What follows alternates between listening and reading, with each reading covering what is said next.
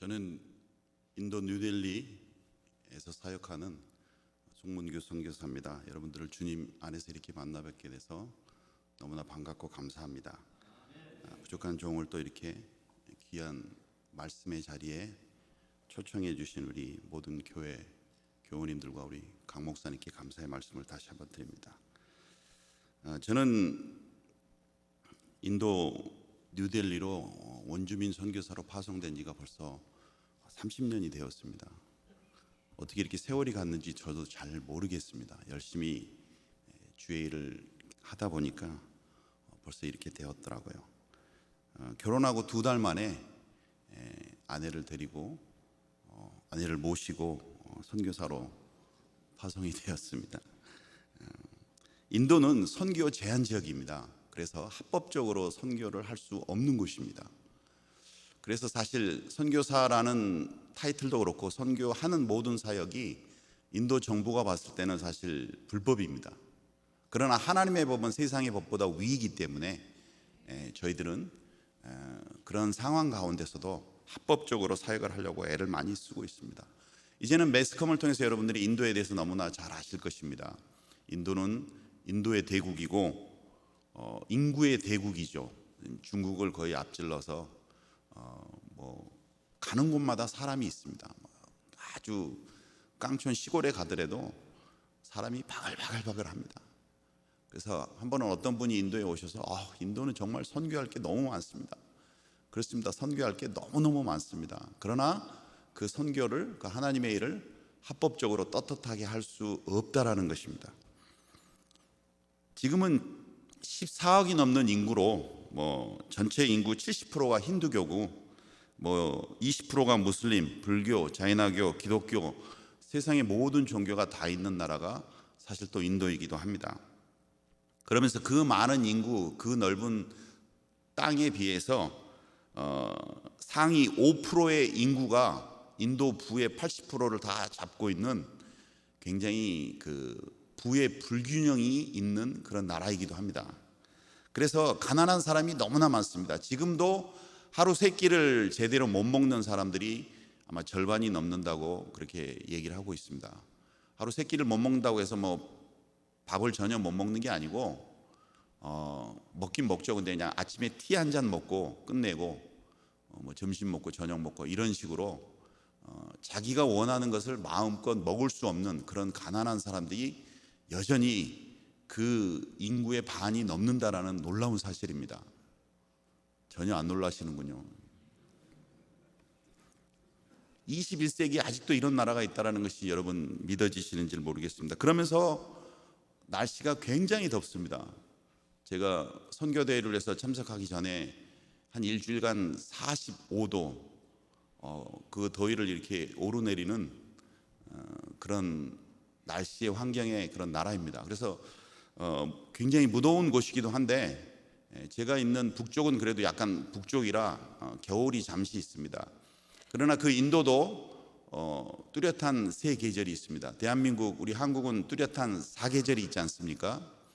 얼마나 좋습니까? 봄, 여름, 가을, 겨울. 이제는 대한민국은 추우면 추운 대로, 더우면 더운 대로 즐길 것, 먹을 것 거의 문제가 없지 않습니까, 여러분들? 인도는 나름대로 뚜렷한 3계절이 있는데 더운 계절, 무더운 계절, 몹시 무더운 계절, 이렇게 3계절로 이렇게 나뉩니다. 그래서 몹시 무더운 계절은 45도, 50도까지도 올라가 본 적이 있습니다. 그럴 때는 정말 아스팔트가 이렇게 초콜릿 녹듯이 노골노골합니다. 그러면서 그 나라가 또 물 부족 국가입니다. 절대적인 물 부족 국가라 한국처럼 물을 이렇게 펑펑 쓰기가 너무나 어렵습니다. 그러면서 물의 수질도 굉장히 안 좋습니다. 그런 곳에서 산다는 그 자체가 참 쉽지가 않습니다. 그러한 인도 사람들이 그러나 또 아주 열심히 있는데 그게 뭐냐면 그 신에 대한 갈망이 아주 특이한 사람들입니다. 하나님, 우리가 믿고 있는 야훼 하나님, 예수 그리스도를 통한 그 하나님을 우리는 이제 제대로 믿는 놀라운 복을 받았지 않습니까? 그러나 그 인도 사람들은 그 많은 우상 3억 3천이 넘는다고 그러는데 30년을 살은 저도 아직도 인도의 신에 대해서 세워본 적이 없어요. 너무 많기 때문에 그거 세다가는 30년 아니라 50년도 걸릴 것입니다. 그런데 기록에 의하면은 3억 3천이 넘는다라는 그 얘기도 있습니다. 근데 그 신에 대한 갈망이 너무 크기 때문에 자꾸 그 신을 만들어냅니다. 왜? 어떤 신이 진짜 신인지 모르기 때문에 자기 필요에 의해서 신을 자꾸 만들어냅니다. 그러다 보니까 이렇게 신이 많아졌습니다.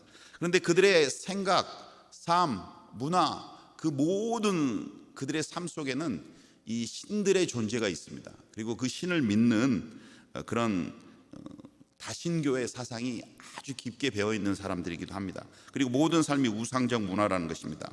그리고 그런 모습 속에서, 그런 문화 속에서, 그런 환경 속에서 어릴 적부터 보고 배우고 자랐기 때문에 그들은 커서도 그게 그 사람들의 정서가 되었기 때문에요, 그게 만족이 되지 않으면은 그들은 만족이라는 게 없습니다. 그래서 인도 사람들은 그 우상을 섬기고 그들에게 향불을 피고 그 신을 집에 모시는 그것이 그들의 정서입니다. 우리 대한민국 사람들의 정서는 어떤 것일까요? 우리하고는 너무나 다른 그런 모습의 사람들이라는 것이죠. 이 어릴 때의 정서를 바꾼다라는 것은 여러분 정말로 쉽지 않은 일입니다. 여러분 안에도 그 어릴 적부터 익숙해지고 보고 배운 그 정서들이 여러분 안에 있습니다. 때로는 그것이 성인이 된 다음에도요, 만족이 되거나 이렇게 채워지지 않으면은 우리는 인생에 참 기쁨과 만족을 느낄 수가 없어요. 그게 이제 우리들의 정서지 않습니까? 여러분들은 어릴 적부터 된장국과 김치찌개를 즐겨 드셨지 않습니까? 이게 커서도 그거를 먹어야지, 그런 걸 먹어야지. 그래서 인도를 갔다 오신 분들이 공항에서 주로 하시는 말씀이 뭐냐면, 인천공항에 도착하면 된장찌개, 김치찌개에 밥을 좀 먹자. 아니면 그냥 국물, 시원한 국물에 밥을 좀 먹고 속을 풀고 집에 가야지. 이런 말씀을 많이 하세요. 그게 뭐냐? 우리에게는 이제 이미 그런 것이 정서로 자리 잡았기 때문에 그렇다라는 거죠. 예수를 믿게 하는 것, 선교를 하는 것, 어떻게 보면 종교를 바꿔주는 일입니다. 종교를 바꾼다라는 거 여러분 얼마나 어렵습니까? 말도 안 되는 얘기죠. 근데 사실 선교사는 어떻게 보면요, 그들의 종교를 바꾸는 겁니다. 어떻게 보면 그들의 어릴 적부터 익숙했던 정서를 바꿔주는 거라는 거죠. 이게 말이 됩니까? 제가 가끔, 요즘은 이제 그런 일이 많이 없는 것 같은데, 제가 한국에 잠깐 들어왔을 때도 가끔씩 이렇게 그 아파트 문을 두들기면서 포교를 하시는 불교 신자분들이 계셔요. 아니면 이단들이 있습니다. 그분들이 집을 찾는 건 뭡니까? 자기들이 믿고 있는 것, 자기들이 소개하는 것을 한번 들어보라는 거잖아요. 들어보라는 그 자체만으로도 우리에게는 굉장히 이 거룩한 분노를 일으키지 않습니까? 여기가 어딘데? 응? 어떻게 보면 그 사람들의 입장이 이 선교사의 입장과 같은 것일 수도 있다라는 것이죠. 이게 사람의 힘으로 여러분 된다고 생각하십니까? 종교를 바꾼다는 것은 정말 어려운 일입니다. 말이 안 되는 겁니다. 환경적으로, 육체적으로, 그리고 영적으로 굉장한 스트레스가 있는 것입니다. 다시 말해서 저항이 거세다라는 것이죠. 근데 선교는 어쩌면 이러한 종교를 바꾸는 일이라는 것이죠.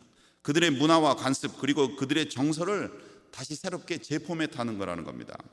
그러면서 오랫동안 지배해온 힌두의 영들의 거센 저항과 회방을 온몸으로 감당해야 하는 무척 어렵고 불가능에 가까운 일이라는 것입니다. 이 불가능한 일을 사람이 어떻게 할 수 있다고 생각하십니까? 할 수가 없습니다. 안 되는 일입니다.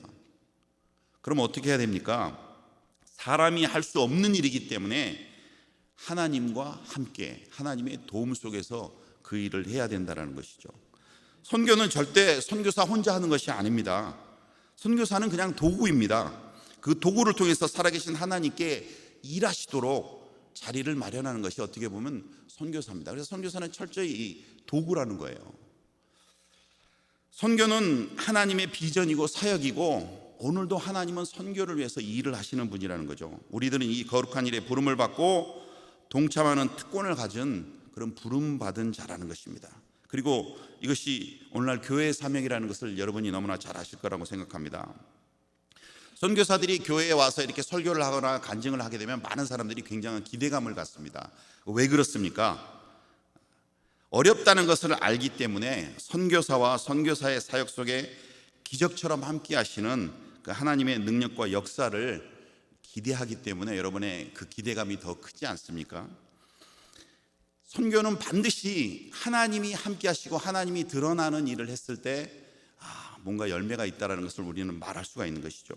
기도하며 보내는 파송교회 현장에서 성령의 인도하심 속에 영적 전쟁을 감당해야 하는 이 선교사의 가족의 삶, 도우시며 인도하시며 감당할 수 있는 능력을 주시는 하나님의 인도하심이 절대적인 것이 사실 선교라는 것입니다. 선교의 보고라는 것은 무엇을 내가 이루었다 만들었다기보다도 이런 일을 해 나가는 데 있어서 거기서 이렇게 살아가고 있는 데서 어떻게 살아계신 하나님이 저를 도구로 쓰셨는지를 사실 증거하는 일이 선교의 보고가 아닌가 생각을 합니다.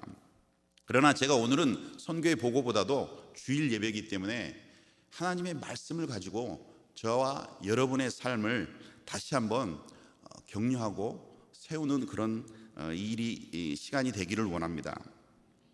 우리의 정서를 바꾼다라는 것, 여러분의 정서를 누가 바꿔준다 하면 여러분은 굉장히 저항을 할 것입니다.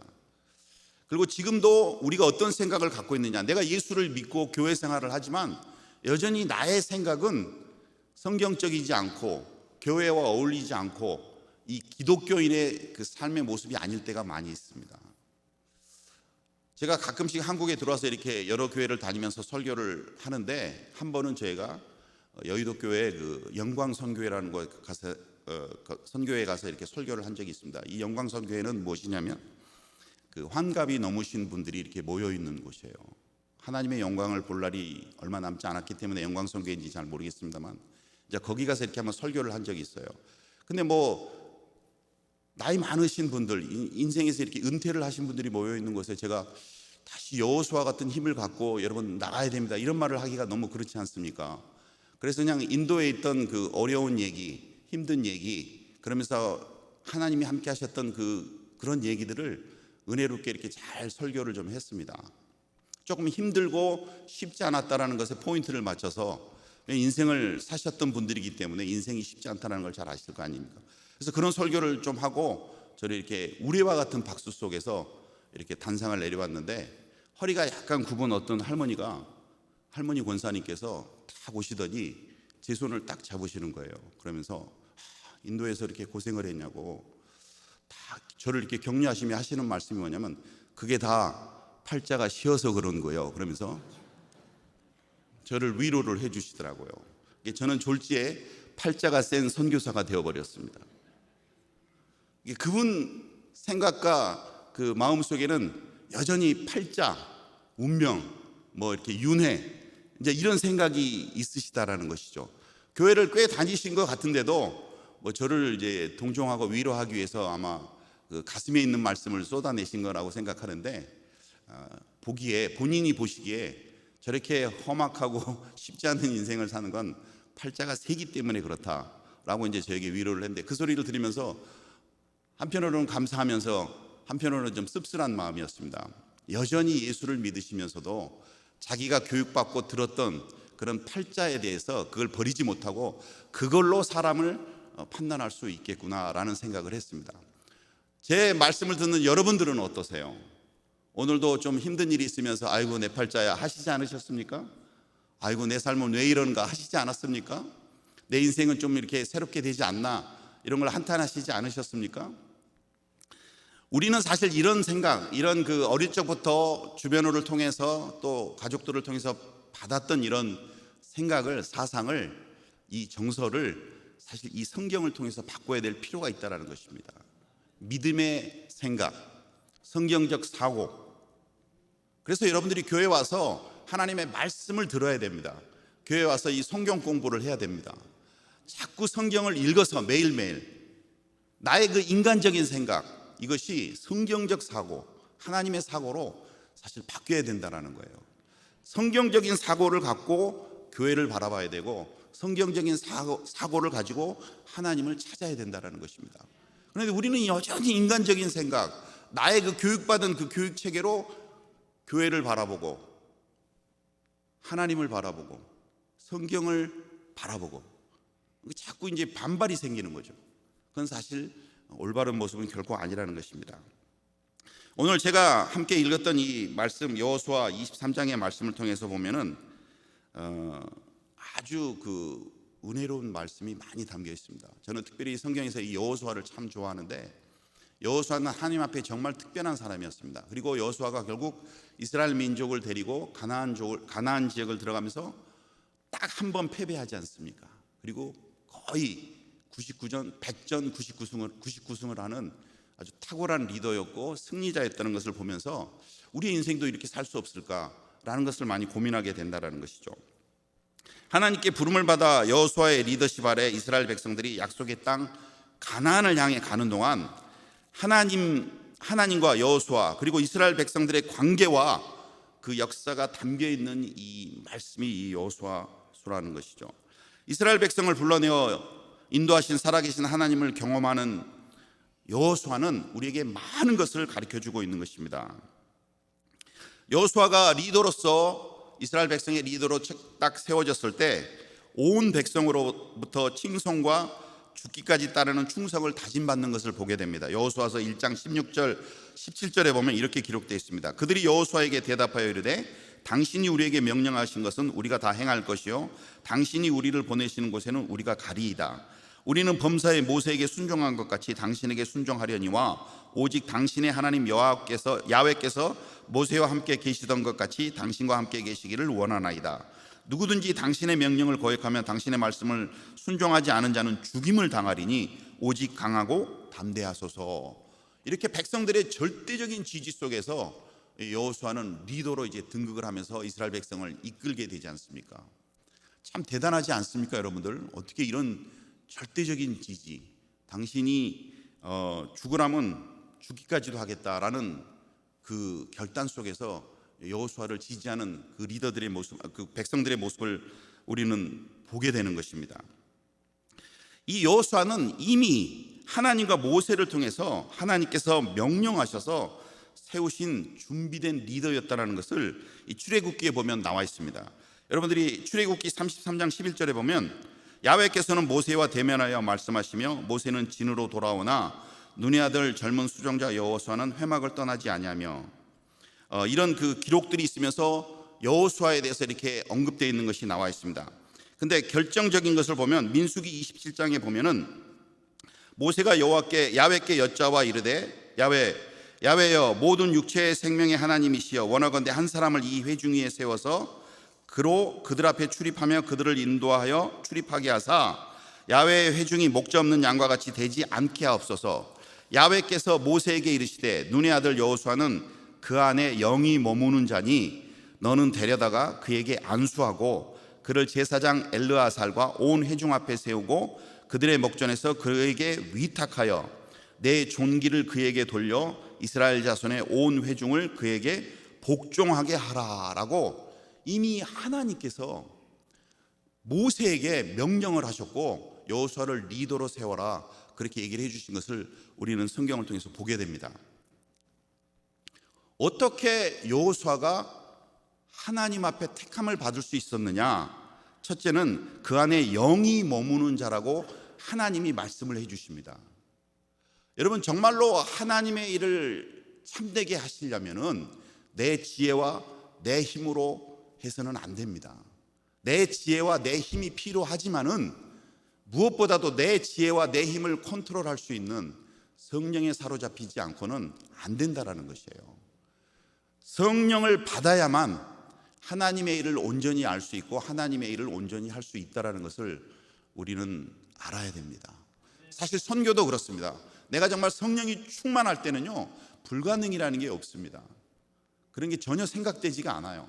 불가능하고 어렵고 안 될 것 같은데도 성령이 충만하면요 내가 깨지는 한이 있더라도 가서 해보자 이런 그 긍정적인 마음으로 가득 차게 됩니다. 성령이 충만했기 때문에 이 여호수아는요 다른 정탐꾼들은 다 안 된다, 우리는 메뚜기와 같이 연약한 존재다, 저들은 거인이다, 이런 그 보고를 했을 때 갈렙과 여호수아만은 아니다, 저들은 우리의 밥이다 라고 보고를 했지 않습니까? 왜 그렇습니까? 어떻게 보면 소수가 다수를 이길 수 없는데 그들의 보고는 성령이 충만했기 때문에 그 성령의 충만함으로 그 정탐을 했기 때문에 그런 보고가 나올 수밖에 없었다라는 것이죠. 하나님은 이 모든 것을 지켜보고 계셨던 분이시고 이 일을 이룰 수 있도록 성령을 부어 주셨다라는 것이죠. 그렇기 때문에 여호수아가 백성들의 절대적인 지지를 받을 수가 있었던 것이죠. 이 여호수아는 성령에 충만한 사람이었지만 여러분, 근데 아주 재밌는 일이 하나 벌어집니다. 그게 여호수아 2장 1절에서 24절에 나오는데, 눈의 아들 여호수아가 시딤에서 두 사람을 정탐꾼으로 보내며 이르되 가서 그 땅과 여리고를 엿보라. 여리고를 정복하기 전에 먼저 정탐꾼을 보내서 여리고를 엿보게 합니다. 원래 이 여호수아는요 스파이 출신입니다. 그래서 이 가나안 땅을 이렇게 정탐하고 온 사람이지 않습니까? 그래서 스파이가 뭐를 하는 사람인지 너무나 잘 아는 사람이에요. 그래서 그 정탐꾼들의 역할이 얼마나 중요한 것을 알기 때문에 자기도 여리고성, 하나님께서 이미 주신 땅이지만 스파이를 보내서 그 땅을 정탐하게 합니다. 그런데 재밌는 일이 이 말씀 속에 기록되어 있어요. 두 사람으로 정탐꾼으로 보내며 이르되 가서 그 땅과 여리고를 엿보라 하매 그들이 가서 라합이라 하는 기생의 집에 들어가 거기서 유숙하더니 어떤 사람이 여리고 왕에게 말하여 이르되 보소서 이 밤에 이스라엘 자손 중에 몇 사람이 이 땅을 정탐하러 이리로 들어왔나이다. 여러분, 스파이라면 그래도 최소한 자기가 뭘 하는지 아는 사람이고 거기에 맞는 위장과 준비를 하고 가야 되지 않습니까? 근데 이 여호수아가 특별한 목적을 주고 보낸 스파이들은 그 여리고성에 들어가자마자 정체가 드러난 사람들이었어요. 그들이 여리고성에 들어가자마자 어떤 사람이 여리고 왕에게 말하여 이르되 보소서 이 밤에 이스라엘 자손 중에 몇 사람이 이 땅을 정탐하러 이리로 들어왔나이다. 그 성에 들어가자마자 이 스파이들은 정체가 탄로났다라는 거예요. 스파이의 가장 중요한 그 요점이 뭡니까? 비밀이죠, 비밀. 스파이라는 게 들켜서는 안 되는 거죠. 근데 이 어리숙하고 바보 같은 이 이스라엘의 스파이들은 그 성에 들어가자마자 정체가 드러나서 이미 보고가 되어버렸다는 겁니다. 그리고 여리고 왕이 라합에게 사람을 보내어 이르되 내게로 와서 내 집에 들어간 그 사람을 끌어내라. 그들은 이 온 땅을 정탐하러 왔느니라 라고 그들이 어디로 가 숨어 있는지 무엇 때문에 왔는지가 다 드러날 정도로 굉장히 어리석고 어리숙한 그런 사람들이었다는 것을 사실 우리가 이 말씀을 통해서 볼 수가 있습니다. 아니, 여호수아는 스파이 출신인데 어떻게 이런 사람을 보내서 이런 일이 일어날 수 있을까요? 성령의 기름을 부음을 받은 사람인데도 불구하고. 근데 성경은 가감없이 팩트에 근거해서 그 사실을 우리에게 얘기해 주고 있습니다. 아마 여리고성이 그만큼 견고했고 체계가 있는 성이었기 때문에 그럴 수도 있다라고 우리가 말을 할 수 있을지도 모르겠습니다. 그러나 분명한 것은 이 이스라엘의 스파이들은 무척 허술하고 엉터리 같은 스파이라는 것은 분명하다라는 것이죠. 그러나 하나님이 예비한 기생 라합의 도움으로 이들은 결국 그 성을 탈출해서 잡히지 않게 됩니다. 그런데 기생 라합이라는 사람이 이렇게 그 스파이들에게 언급을 합니다. 기생 라합이 보더라도 이 스파이들은 너무너무 허술하고 엉터리 같은 사람이었어요. 이 사람들을 살려서 내보내려니까 이 사람들을 잡으러 왔던 사람들이 라합의 거짓 증거에서 먼저 그 사람들을 잡으러 쫓아 나가지 않습니까?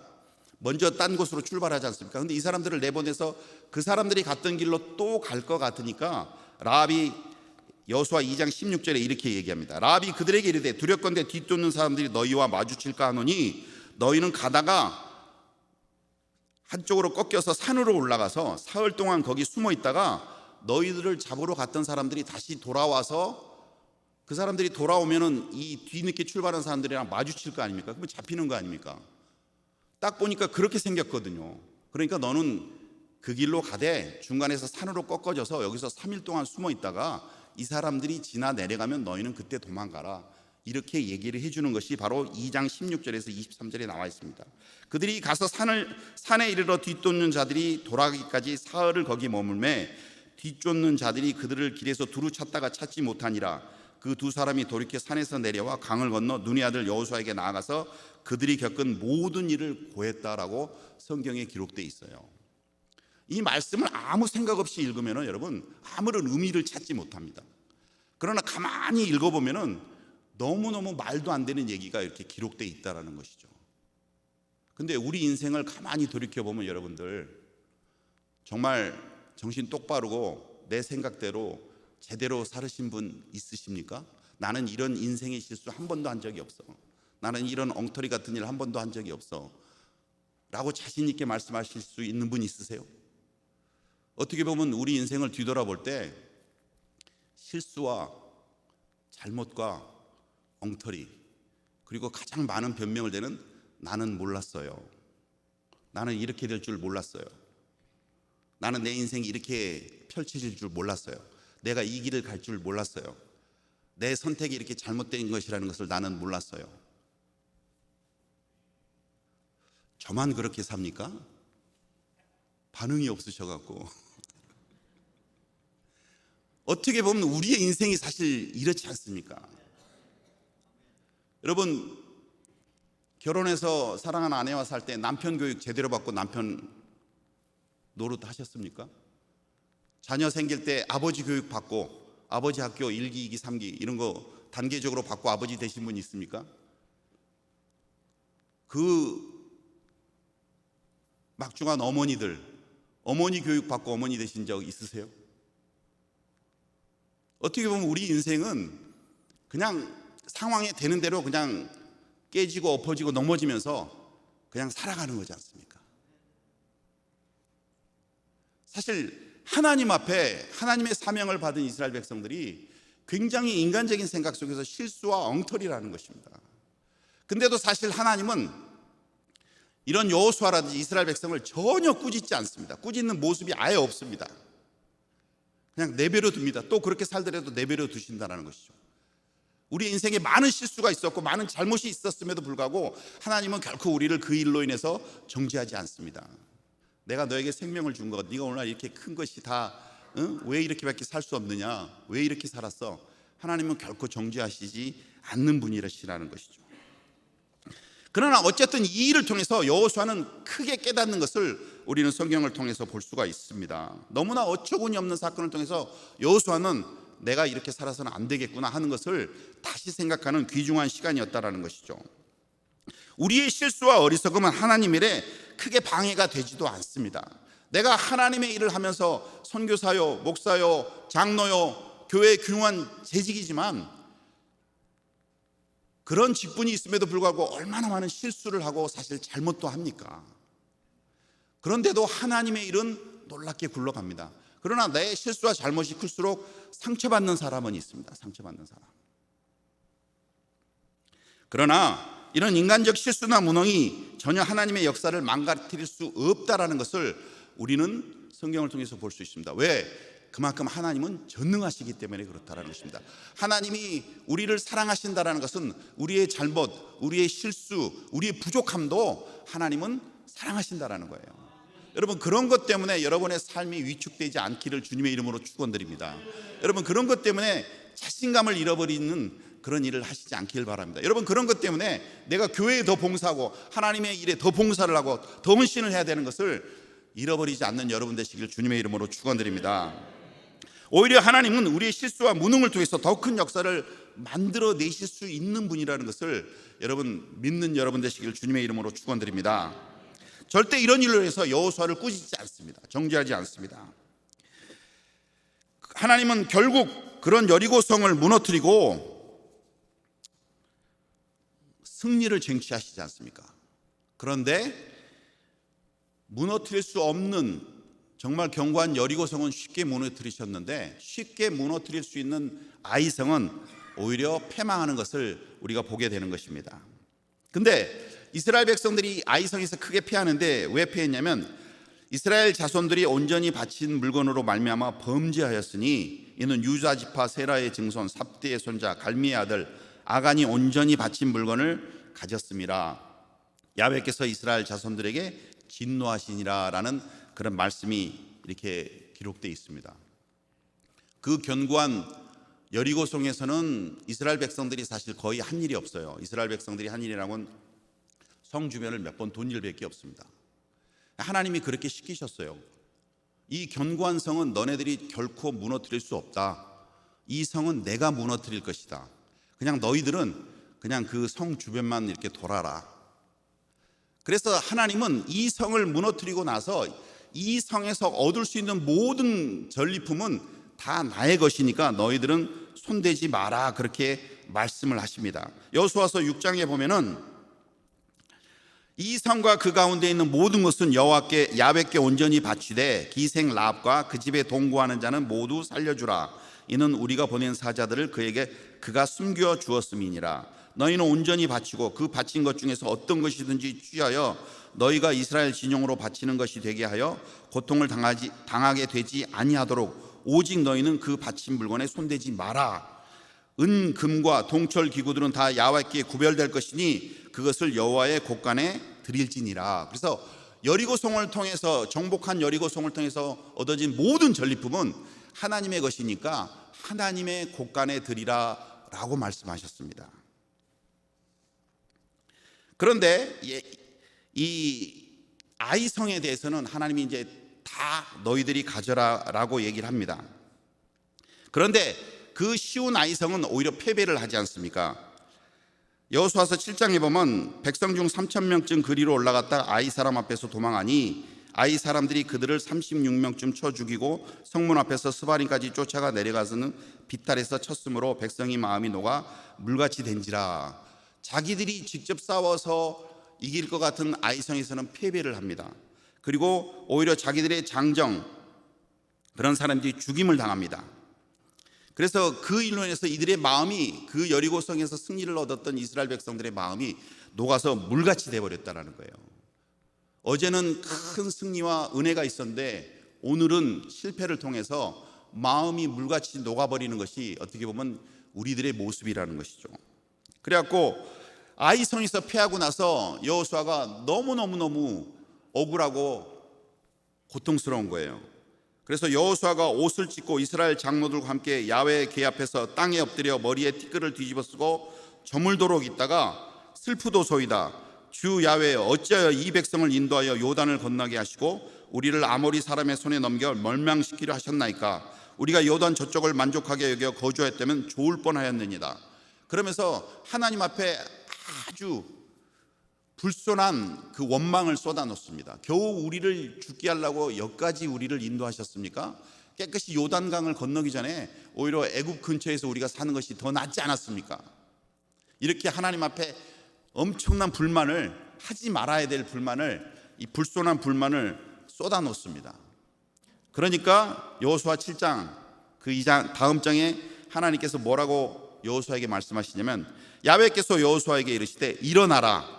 어찌하여 이렇게 엎드렸느냐? 네가 왜 나에게 이렇게 엎드려서 나에게 이렇게 불만을 토하느냐? 하나님께서 사실 이렇게 얘기하십니다. 아마 극렬한 분노가 있으셨음에도 불구하고 하나님은 어찌하여 이렇게 엎드렸느냐? 너가 이럴 필요가 없는데. 그러면서 하나님께서 여호수아를 깨닫게 해주십니다. 어떻게 깨닫게 해주냐면, 왜 너희들이 이 아이성에서 패했는지를 하나님께서 말씀해 주십니다. 11절에 보면, 여호수아서 7장 11절에 보면, 이스라엘이 범죄하여 내가 그들에게 명령한 나의 언약을 어겼으며 또한 그들이 온전히 바친 물건을 가져가고 도둑질하며 속이고 그것을 그들의 물건들 가운데 두었느니라. 그래서 너희들이 이 아이성에서 패배했다. 여리고성에서 내가 한 말을 왜 지키지 못하였느냐? 그곳에서 너희들이 나에게 불순종했고 내가 명령한 대로 하지 않았기 때문에 오늘 이 아이성에서의 패배가 있었다라는 것을 그제서야 여호수아에게 알려주십니다. 그러므로 이스라엘 자손들이 그들의 원수 앞에서 능히 맞서지 못하고 그 앞에서 돌아섰나니 이는 그들도 온전히 바친 것이 됨이라. 그 온전히 바친 물건을 너희 중에서 멸하지 아니하면 내가 다시는 너희와 함께 있지 아니하리라. 그렇게 말씀하십니다. 여러분, 가족을 이루게 되면 한 가족으로 인해서, 어린 자녀들로 인해서 안 좋은 일이 생기고 변고가 생기면 누가 가장 고통스러워합니까? 어머니와 아버지가 가장 고통스러워하죠. 형제 자매들이 고통스러워하지만은 그 부모가 겪는 고통보다는 못하지요. 하나님은 이 공동체를 우리에게 주셨습니다. 이 가족의 공동체, 가족 생활을 통해서 우리는 가족을 통해서 하나님이 주신 공동체가 무엇이라는 것을 잘 알 수가 있습니다. 사실 교회도 하나님이 주신 것이지 않습니까? 이것도 공동체라는 것입니다. 이 안에서 모든 역할이 있지 않습니까? 근데 누군가의 잘못과 누군가의 실수와 누군가의 범죄함으로 인해서 문제가 생기기 시작한다는 거죠. 분명히 무슨 문제가 있어서 교회가 삐그덕 하는데 사실 리더나 중요한 교회 역할을 하시는 분들은 그것을 모를 때가 있어요. 모르죠, 사실. 근데 교회는 계속 문제가 생기고 있어요. 이럴 때 담임 목사님, 장로님들, 교회를 인도하는 리더들은 정말 가슴이 아플 겁니다. 그래서 어떤 자세를 취합니까? 이 여호수아가 했던 자세를 취하는 거죠. 무릎을 꿇고 죄를 뒤집어 쓰고 하나님 앞에 농성을 합니다. 금식하며 기도하고 부르짖습니다. 근데 사실 왜 이런 문제가 생겼는지 원인을 몰라요. 내 인생에서 뭐가 안 풀립니다. 뭐가 안 돼요. 근데 왜 그런지를 모를 때가 너무 많아요. 그렇지 않습니까, 여러분들? 뭔가 문제가 있기 때문에 내가 지금 내 삶이 이 모양이구나. 뭐가 문제가 있기 때문에 지금 우리 가족이 이렇게 어렵구나. 근데 사실 그걸 모를 때가 참 많이 있습니다. 그게 어떻게 보면 사람이라는 거죠. 그럴 때 우리는 어떻게 해야 됩니까? 하나님 앞에 나가야 됩니다. 하나님 앞에 농성을 해야 됩니다. 하나님 앞에 부르짖어야 됩니다. 그러면 하나님이 반드시 깨닫게 해주시거나 그 문제에 대한 해결점을 찾게 해주신다는 것이죠. 이스라엘 백성이 여리고에서 하나님이 명령한 것을 지키지 않았기 때문에 이스라엘 전체 공동체가 벌을 받는 것입니다.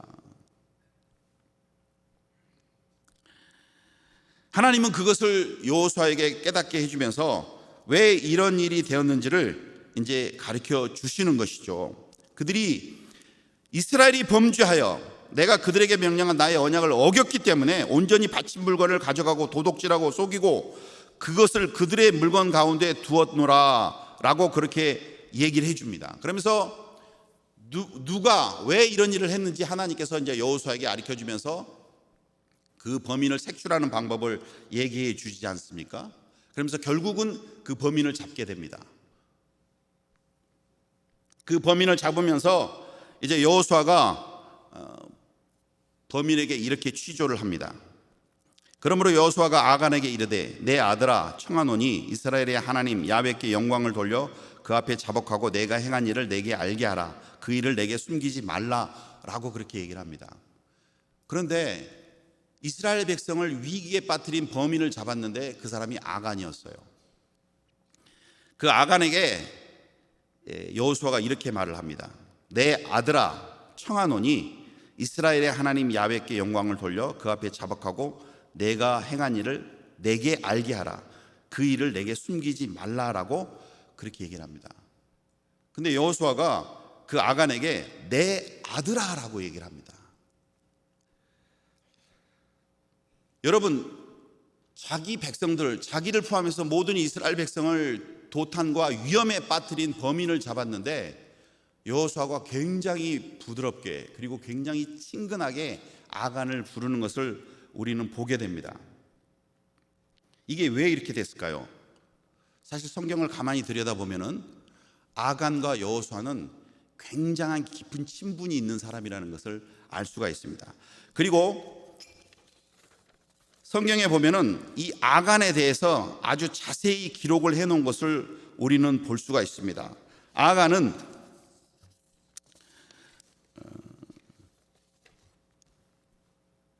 그 3대에 이르러 아버지의 이름, 할아버지 그 3대의 이름을 전부 언급을 하면서 아간이 어떤 사람이라는 것을 성경은 굳이 얘기를 해주고 있어요.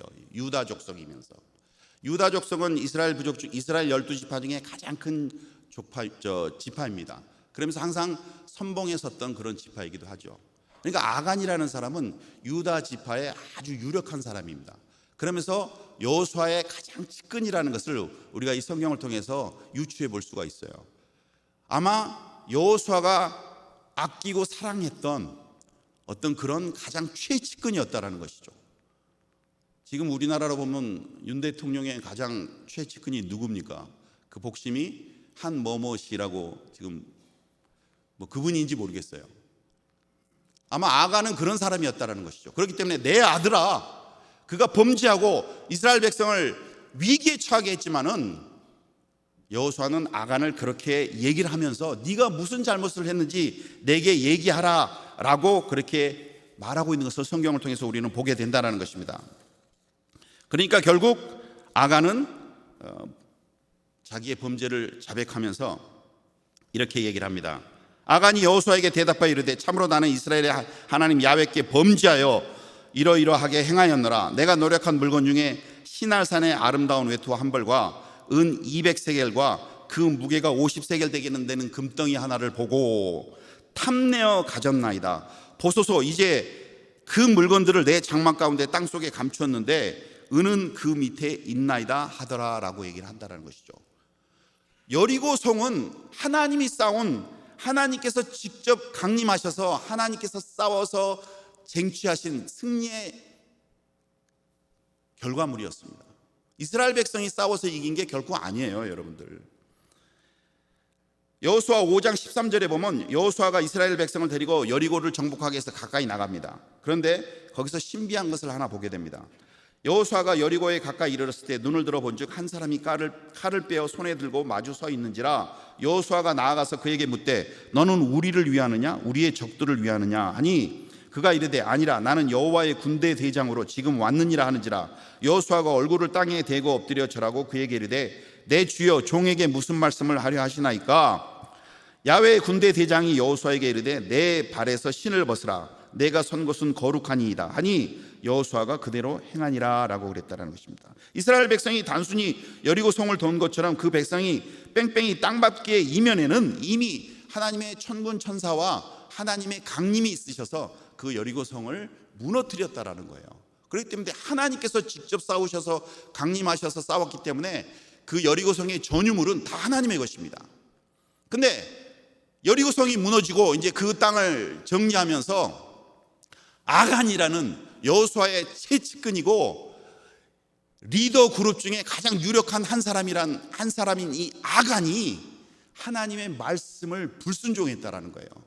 그리고 하지 말라고 명했던 그것을 반해서 그 땅에서 시날산의 아름다운 외투 한 벌과 은 200세겔과 무게가 50세겔 되는 금덩이 하나를 보고 자기 포켓에 넣었다라는 것입니다. 1세겔은 11.5g입니다. 그래서 은 200세겔은 2kg에 해당되는 은덩어리입니다.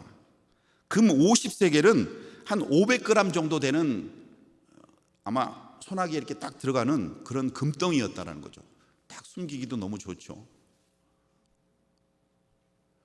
사실 여리고성은 재건하지도 말고 만지지도 말고 들어가 살지도 말라라고 하나님께서 분명히 말씀하셨어요.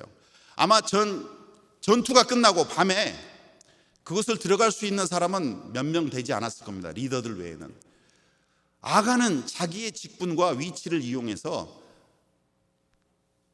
그곳에 무엇이 있는지를 아마 낮에 확인해 두고 밤에 몰래 가서 그것을 훔쳐서 자기 집 장막 밑에 숨겨놨다라는 거예요.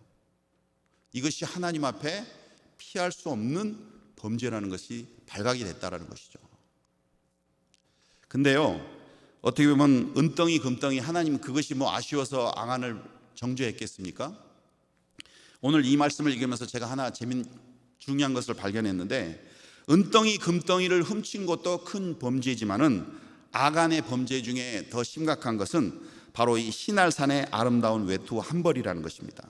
여러분, 시날이라는 곳이 어떤 곳이냐면은 창세기 11장에 보면 노아의 후손이 시날 평지에서 성과 대를 쌓아 대 꼭대기를 하늘에 닿게 하려 하였으나 하나님께서 그들을 온 지면에 흩으셨고 그 이름을 바벨이라 하셨다라고 기록되어 있어요. 이 시날이라는 곳은 바로 이 바벨탑이 세워졌던 곳입니다.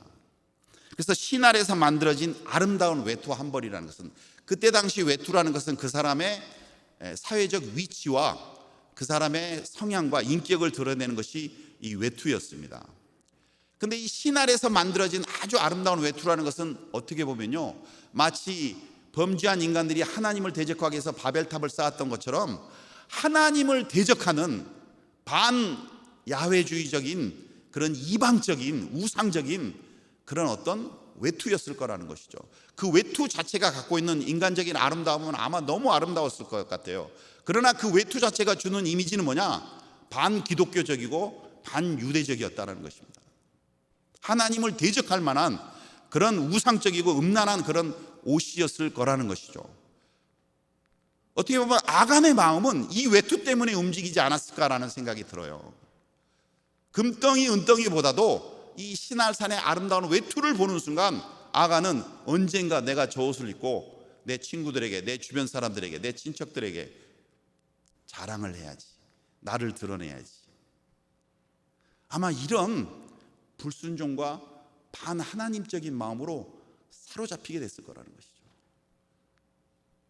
그 사람은 리더 그룹에 분명히 한 사람이었을 것입니다. 여호수아에게 조언을 줄 수 있는 여호수아의 아주 최측근이었을 거라는 것이죠. 그런데 그 사람이 범죄를 했다는 겁니다. 하나님은 이걸 좌시하시지 않으셨어요. 하나님은 이스라엘 백성에게 큰 패배를 주시고 깨닫게 해주셨습니다. 한 사람의 범죄로 말미암아 온 공동체가 고통을 당하고 깨닫는 중요한 사건이었다는 것입니다. 하나님은 이렇게 일을 하시더라고요. 하나님은 공동체를 통해서 함께 하시기를 원하십니다. 사실 선교사가 선교지에 가서 할 수 있는 일은, 가장 효과적인 일은요, 교회를 세우는 겁니다. 교회를. 근데 교회를 세우면요 너무너무 문제가 많습니다. 어떤 사람들의 잘못으로 인해서, 어떤 사람의 그 인간적인 생각에 의해서 교회가, 공동체가 무너지고 뒤집어지는 일이 너무너무 쉬워요.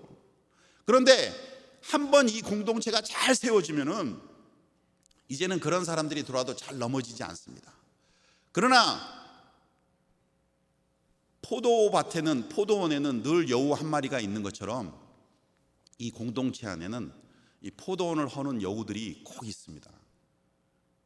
그런 것이 있다 할지라도 우리는 하나님이 명하신 교회, 하나님이 명하신 공동체를 잘 지키고, 그리고 하나님께 순종하며 하나님의 일을 하는 공동체로 만들어 나가야 될 책임이 있는 줄 믿습니다. 우리가 이 말씀을 통해서 여호수아가 어떤 것을 배웠는지, 그의 인생이 어떤 것이 만들어졌는지를 보게 되는 것입니다. 하나님은 여호수아를 통해서 오늘날 동일하게 우리에게 주시는 말씀이 있습니다. 하나님을 여러분 어떻게 하면 더 잘 알 수 있을 거라고 생각하세요? 어떻게 하면 하나님의 일에 더 여러분이 순종할 수 있을 거라고 생각하십니까? 하나님을 사랑해야 되는 것입니다. 그 모든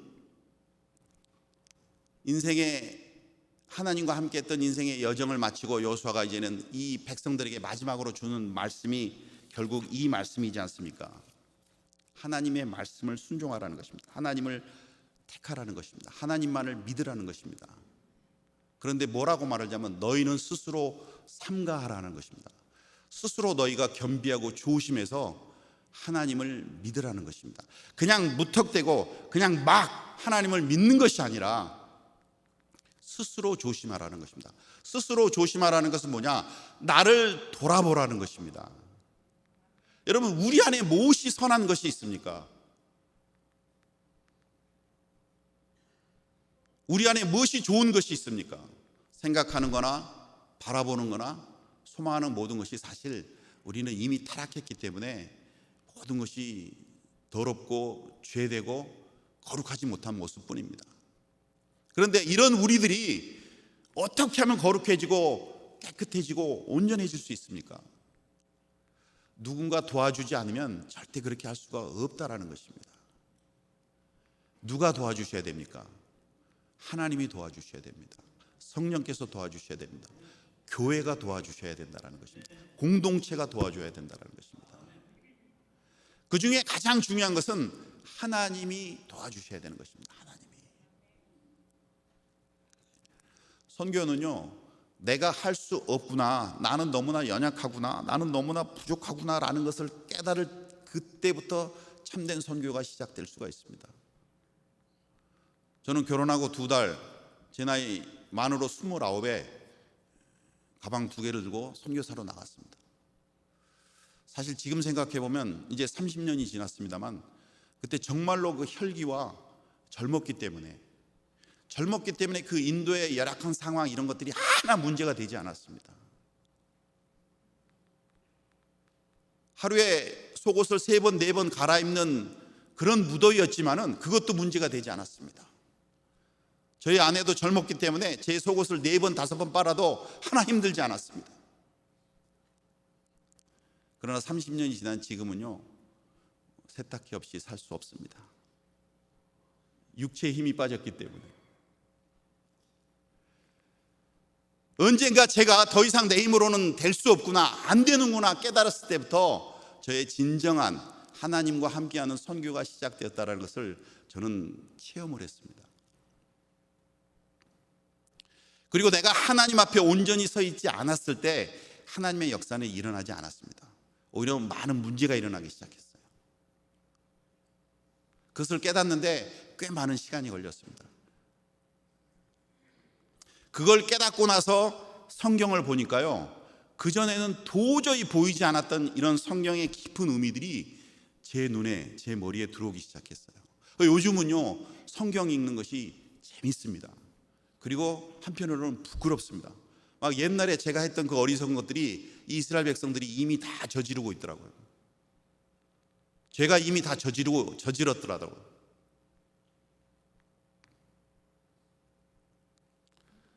내가 어떻게 하면 더 하나님을 더 가까이 할 수 있을 것인가?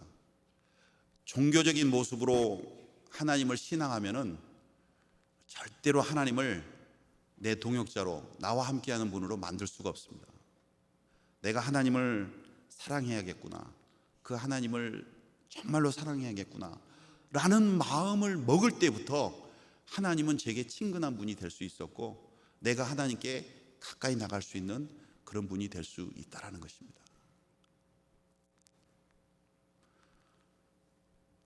하나님을 체험하지 않고는요, 하나님을 알 수가 없습니다.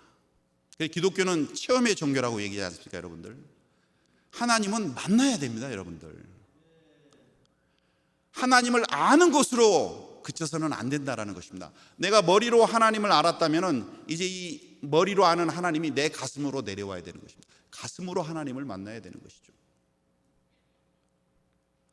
그래서 우리는 가정을 통해서, 자녀를 통해서, 또 부모가 됨으로써 하나님 아버지가 어떤 분이시라는 것을 알게 되는 것 같아요. 여러분, 부모가 죽으면은 땅에 묻습니다. 그러나 자식이 죽으면 어디에 묻는다고 어른들이 말씀하시죠? 가슴에 묻는다고 얘기하지 않습니까? 왜? 사랑하니까.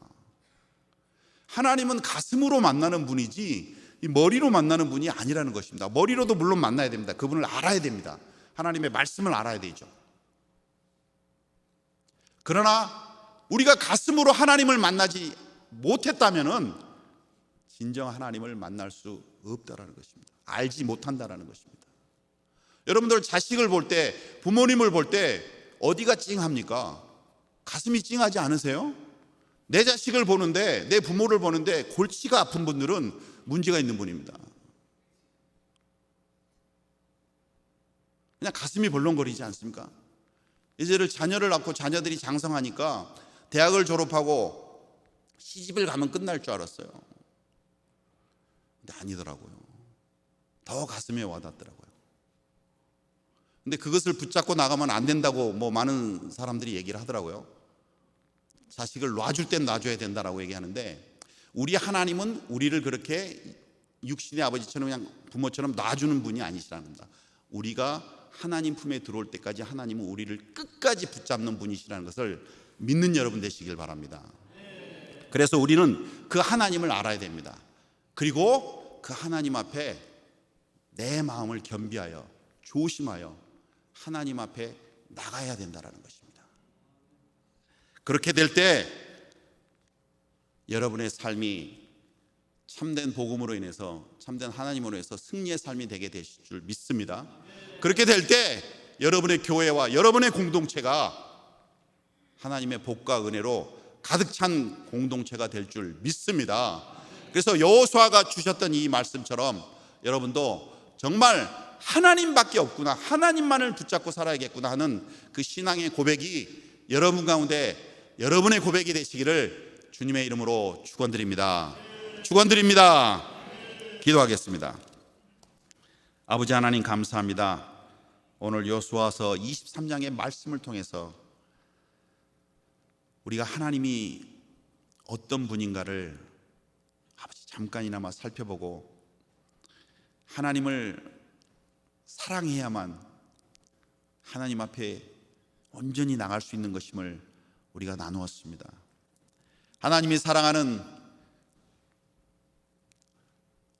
이 일산 순복음 영산교회 가운데 하나님 더 깊이 하나님을 사랑하는 하나님의 사람들이 세워지게 하여 주옵시고 더 큰 하나님의 일을 감당할 수 있는 하나님의 백성들이 세워지게 하여 주옵소서. 이 교회를 통해서 이 지역사회에 하나님 큰 구원의 방주가 되게 하여 주시고 살아계신 하나님만을 증거하며 나갈 수 있는 교회가 될 수 있도록 주님 기름 부어 주옵소서. 하나님 이 교회를 통해서 뭘 하시길 원하십니까? 하나님 그 일을 감당할 수 있는 교회와 우리 담임 목사님과 모든 장로님과 재직들이 되게 하여 주옵시고 주님 부르신 그날 정말 많은 칭찬과 많은 격려와 많은 사랑의 열매를 나눌 수 있는 우리 교회와 우리 성도님들 되게 하여 주시옵소서. 감사하며 축복하며 우리의 구주이시며 영원한 승리의 깃발이신 그리스도이신 예수님의 이름으로 기도드렸사옵나이다.